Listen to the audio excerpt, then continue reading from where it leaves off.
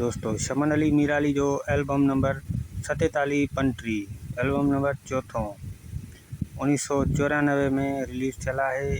ईद मुबारक ईद जो एल्बम है शमन अली मीराली जो ही तमाम बेहतरीन ऐं सुपरहिट एल्बम उन दौर में हलियो हुयो। ऐं तव्हांखे ॿुधाईंदा हलूं त हेॾो साइड में शमन अली सां गॾु अख्तियार अली डायो ऐं शमन अली बीठा आहिनि। ऐं ही इख़बार जो इश्तिहार भी आहे जंहिंसां गॾु सोज़ अली चांडे जो एल्बम ऐं उस्ताद मिठू कच्छी जो एल्बम ऐं शमन अली मीराली जो एल्बम आया आहिनि हिकु ई साल हिकु ई ॾींहं में। ऐं तव्हांखे ॿुधाईंदा हलूं त ही एल्बम तमामु बहितरीनु हलियो उन दौर में, तमामु घणनि माण्हुनि खे पसंदि आयो ऐं हिन में कलाम भी सभु सुठा आहिनि। सुख जे नथो ॾे यार मूंखे ॾुख ई सनम ॾे, जीअं त इहो कलाम हिन में आहे। ऐं काफ़ी दोस्त जेके परेशान हूंदा आहिनि, काफ़ी दोस्तनि खे ॿुधल बि हूंदा आहिनि जा मशहूरु कलाम जेके हलियल आहिनि। ऐलान कयां थो मां तुंहिंजो हाँ दिल भर इहो ऐलान कयां थो, अहिड़ा माना कलाम ॿुधल हूंदा आहिनि, पर काफ़ी दोस्तनि खे इहा ख़बर न हूंदी आहे त हिन कैसेट में ॿिया कहिड़ा कहिड़ा कलाम आहिनि या हीउ कहिड़ो वॉल्यूम आहे, कहिड़े साल में आयल आहे। ख़ासि प्रोग्राम सिर्फ़ु इन जे लाइ आहे त काफ़ी दोस्त जेके ॻोल्हींदा आहिनि त उहे मुंहिंजे चैनल ते अची विज़िट कनि ऐं हिकु एल्बम जी मुकमल मालूमात वठनि, उन खां पोइ आराम सां उहे पंहिंजा कलाम डाउनलोड करे वठनि यूट्यूब तां। तो ख़ासि प्रोग्राम सिर्फ़ु इन जे लाइ आहे। ऐं वही हिकिड़ो शमन अली अख्तियार दायो यकीन दौर में तमामु सुठा कठे हलिया आहिनि ऐं हिते वही हिन जा अख्तियार दाए जा हिकु ॿ एल्बम बि आयल आहिनि।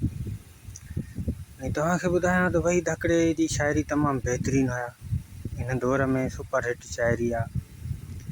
ऐं शमन अली मीराली जो जेको फेवरेट शाइर आहे,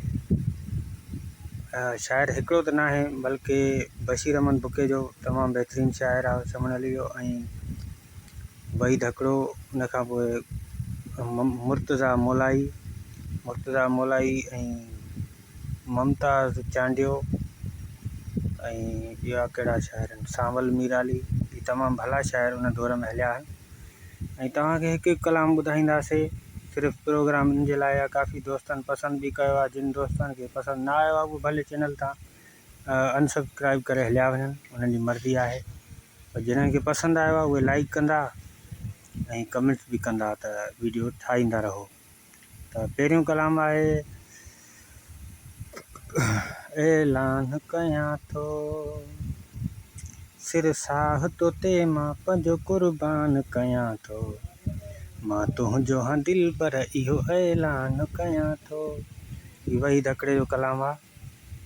ऐं उन खां पोइ कलाम आहे वही धकड़े साहब जो, घटि कर सिंगार सोहणा सियाणो थी सोच कर, लबड़नि खे लाहे लाली छो असां मिसकीननि खे मारी थो, इहो बि हिन में ई आहे।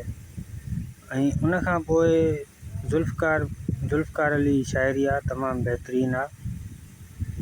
तूं त ख़ुशि थो रही सुहिणा मुंहिंजो हिते हाल ॾिठो थी, केॾो तो लहे रुनो आहियां कॾहिं मूं खां बि पुछो थी। ऐं हिन जी कट ते इंडिया जो कलाम बि आहे, उहो नथो ॿुधायां पर पाण सम्झी वेंदव इन धुन खे ॾिसी करे। ऐं उन खां पोइ कलाम आहे ईद जो कलाम आहे गोहर गदाई जो, हो कहिड़ी ईद कबी तो सिवा सनम, हुन है का ख़ुशी तुंहिंजो आ कसम, वह दिल भर ॾेई मूंखे गम, हो कहिड़ी ईद कबी तो सिवा सनम। ऐं उन खां पोइ कलाम आहे सूंह मुंहिंजी कमज़ोरी आहे, प्यार मुंहिंजी मजबूरी आहे, यारो हयाती गुज़ारण लाइ हिकिड़ो सुहिणो सनम बि ज़रूरी आहे।